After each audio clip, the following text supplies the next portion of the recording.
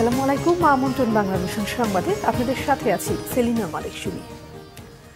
দর্শক, রাজধানীর আবহাওয়া অফিসে এই মুহূর্তে রিমাল সম্পর্কে ব্রিফিং চলছে। আমরা সরাসরি যুক্ত হচ্ছি সেখানে। নিউজে দেখাইছেন যে রাঙ্গাবালি এলাকায় তলিয়ে গেছে পানি, পটুয়াখালী, খেপুপাড়া এই সমস্ত এলাকায় ওই দিকটাই বেশি, অর্থাৎ উপকূলের পুরাটা অংশই। কক্সবাজারেও আমরা নিউজে দেখেছি, আপনারা নিউজ করেছেন যে সেইখানে কক্সবাজারের কয়েকটা এলাকা বিশাল মানে পানির নিচে তলিয়ে গেছে এরকম। তো উপকূল পুরাটাই থ্রেট হয়েছে।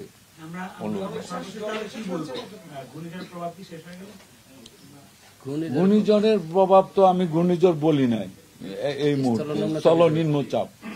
ঘূর্ণিঝড় শেষ হয়ে এটা এখন স্থল নিম্নচাপে বাংলাদেশের উপরে অবস্থান করছে।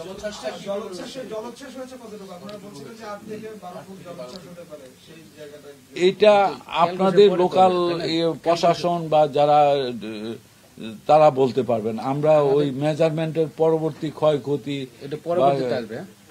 কি পরিমাণ হয়েছে এগুলি পরে জানা যাবে। এখন আমাদের কাছে ওই ধরনের রেকর্ডিং, আমরা যে কতটুকু জলোচ্ছ্বাস হয়েছে সেগুলি আমাদের কাছে এই মুহূর্তে তথ্য নেই।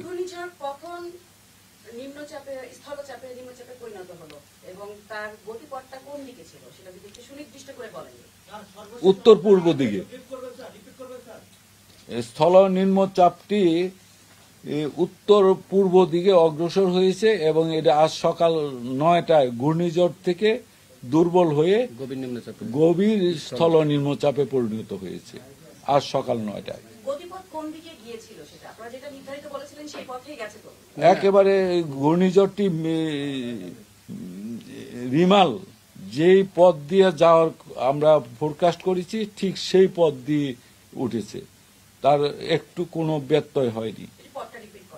পথটা হলো যে সাগর আইল্যান্ড, ওয়েস্ট বেঙ্গল এবং খেপুপাড়ার নিকট দিয়ে মংলার সাউথ ওয়েস্ট পার্ট দিয়ে এটা অতিক্রম করছে বাংলাদেশে।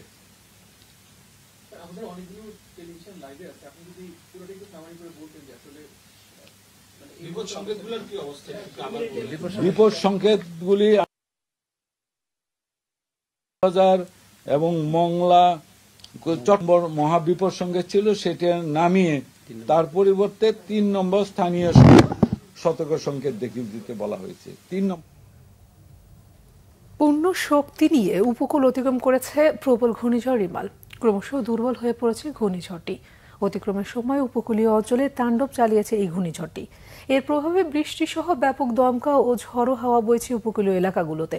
প্লাবিত হয়েছে অনেক এলাকা, বিভিন্ন জায়গায় ভেঙে গেছে বেড়িবাঁধ। পটুয়াখালী, ভোলা ও সাতক্ষীরায় মৃত্যু হয়েছে 3 জনের।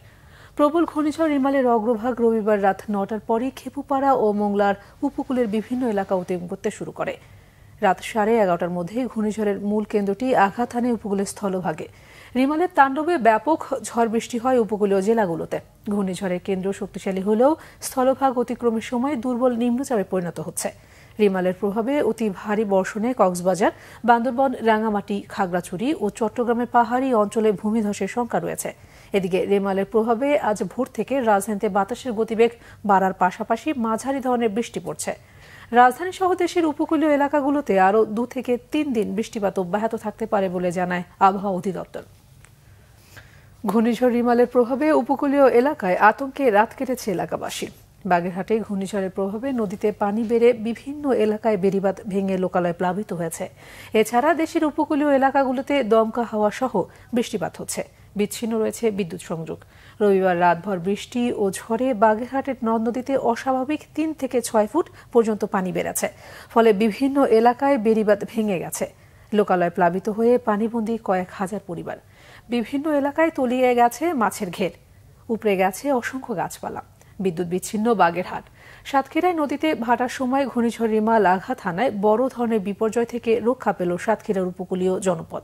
তবে শ্যামনগর ও আশাশুনি উপজেলার জোয়ারের পানিতে বেড়িবাঁধ উপচে অর্ধশতাধিক মাছের ঘের তলিয়ে গেছে। ঘূর্ণিঝড়ে উপকূলীয় এলাকার বেশ কিছু কাঁচা ঘরবাড়িও ধসে গেছে। এছাড়া সাতক্ষীরা মুন্সিগঞ্জ সড়কে একাধিক পয়েন্টে গাছ ভেঙে পড়ায় সড়কে যান চলাচল বন্ধ হয়ে যায়। পরে পুলিশ ও স্থানীয় জনতা ভোরে তা সরিয়ে যোগাযোগ ব্যবস্থা স্বাভাবিক করে। এদিকে ঘূর্ণিঝড় রিমালের প্রভাবে মোংলা উপকূলে রাত থেকেই দমকা হাওয়ার সাথে বৃষ্টি অব্যাহত রয়েছে। তলিয়ে গেছে নিচু এলাকার রাস্তাঘাট, ক্ষতিগ্রস্ত কাঁচা ঘরবাড়ি, তলিয়ে গেছে অনেক মাছের ঘেরো, বিদ্যুৎ নেই কোথাও। কক্সবাজারের মহেশখালীতে বেড়িবাঁধ ভেঙে তলিয়েছে নিচু অঞ্চল, পানিবন্দী প্রায় 15,000 মানুষ। এই ছিল এখনকার মতো। পরের সংবাদ বেলা 12টায় দেখার আমন্ত্রণ রইল। এছাড়া বাংলাভিশন সংবাদ এবং সংবাদ সংশ্লিষ্ট অনুষ্ঠান দেখতে ভিজিট করুন www.bvnews24.com ও facebook.com/banglavisionnews এবং সাবস্ক্রাইব করুন youtube.com/banglavisionnews। ধন্যবাদ সবাইকে।